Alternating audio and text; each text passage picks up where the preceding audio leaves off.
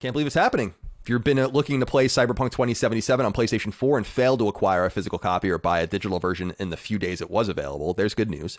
Sony has cleared it to return to the PlayStation Store. Word comes by way of a regulatory announcement from publisher/developer CD Projekt, and it says that the company, quote, hereby publicly discloses the decision by Sony Interactive Entertainment to reinstate the availability of the digital edition of Cyberpunk 2077 on PlayStation Store effective on June 21st, end quote. So if you're listening on free feeds, the game is now available for you to play. However, you shouldn't jump in headfirst, particularly if you're playing on a base or slim PlayStation 4. A statement from Sony regarding the re-release of the game is relayed by Eurogamer candidly says in part, quote, users will continue to experience performance issues with the PS4 edition while CD Projekt Red continues to improve stability across all platforms. SIE recommends playing the title on PS4 Pro or PS5 for the best experience, end quote. Cyberpunk 2077 launched in late 2020 and based on an 80s paper and pencil RPG was stripped from PlayStation 4 not even a week after release due to notoriously poor performance. By the time it returns, it would have been unavailable to buy for 6 months on the platform. It's worth noting that a native PlayStation 5 iteration is still apparently en route this year. CD Projekt, the Polish team best known for its pioneering work on 2015's The Witcher 3, is largely seen as falling from grace following the launch of this game, though it still surpassed 13 million copies sold. What do you make of this, Dustin? Cyberpunk is triumphantly returning, and yet you're a gamer smart enough to get a comment from Sony that you should stay away from this thing. Still, that's what it says to me. It says right. Like we don't really have a way to keep this off anymore, but maybe you should not play it. What do you think? That's I kind of feel like if they have to make a distinction, then maybe they shouldn't put it back on yet, because they made a big. This is ancient history now, but before PS4 Pro came out, they made a big deal about there being no PS4 Pro exclusive games. The games would be able to run on base and regular. So what they're doing now is kind of like this half step, like, well, we're gonna let people buy it even though they shouldn't play it. That just doesn't seem like a good move for the consumer. Still, like, don't put it back on if it's not ready for those base consoles yet. And it may be a situation where dude, CD Projekt Red has fucked this up so bad because really, ultimately, it never should have even been released for PS4 or PC base only. consoles. PC only.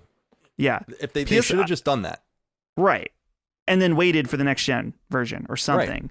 So, I don't know. I think this is a bad move just because I feel bad for the person who's not in the know, who's not listening to this podcast or reading game sites, and they see this pop back on the store and they're like, oh, it's ready for my base PS4 now, and buys it. Are they going to put a big red flag, a warning if you're on a base PS4 and you go to try to buy it? Surely this will happen to somebody. No, a lot of people, I assume. I just think that sucks. I do too. I think, Chris, my contention here is that CD Projekt probably went to them at some point and were like, listen, like, there are horrible games on PlayStation Network. Like, and it's true. I mean, that's the problem when you don't curate for quality and for stability of games. There are games on PS4 that have no business being on PlayStation 4. And so I think at some point you kind of have to be like, listen, this is crazy. You're kind of singling us out. And I think that that's actually a valid thing to say. Yeah. I'm personally, there's so much to play that I think I'll just wait for the PS5 native version at this point. Like, what's even the point?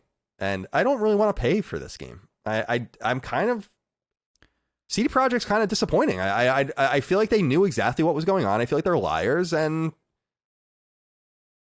they really made a lot of people look like fools by, not even me, because I don't give a shit about the game, but there's just a lot of people standing this game for years.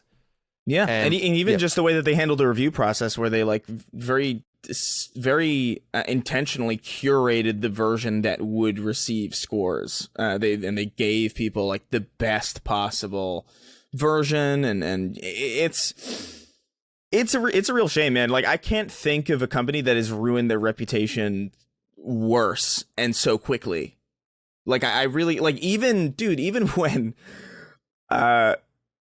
343 put out the Master Chief Collection in its completely bunked state, like, even they managed to recover some goodwill. And I just don't see that even happening for CD Projekt for a very long time. Like, this is like serious, like the damage they did. And I'm with you. Like, I feel like this would have been so much better if they just kept it to next gen because honestly, like even playing, because I played on Xbox Series X, and it's by no means like next gen. Like it's not like the proper like. It doesn't have all the bells and whistles, but like it runs perfectly well enough, and I enjoyed my time with it. And I think they probably could have gotten away with it if they just had a PS5 version that like crashed a little bit.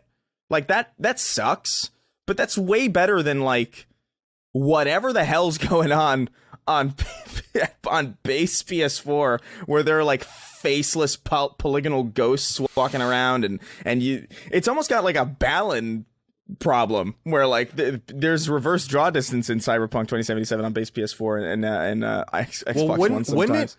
Wasn't there I think they patched this out, but wasn't it erasing everything behind you that wasn't in the scene? Like it was doing something like that where to just remove everything from RAM, I guess, that was not being seen. So like you would turn back around and everything would be in different places. And the second you turn around, everything that's behind you is gone, which is, in fairness, how a lot of single player games do work. It's just that they keep the memory of what's behind you like loose in the cache, and then they like re-render it when you go back. But this one was just like, you've turned around, it's gone.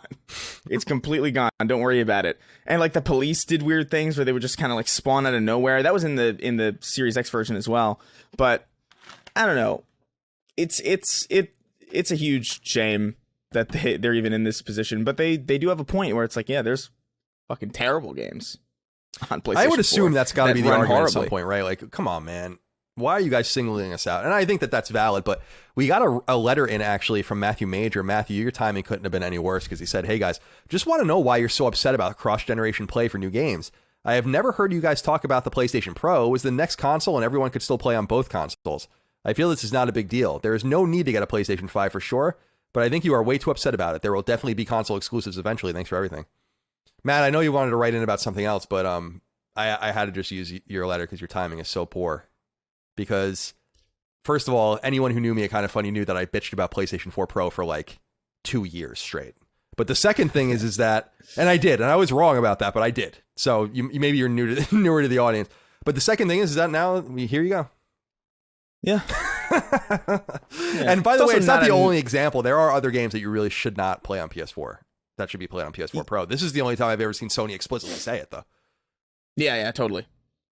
Matthew, thank you for writing in, though. Sometimes you have to be that guy.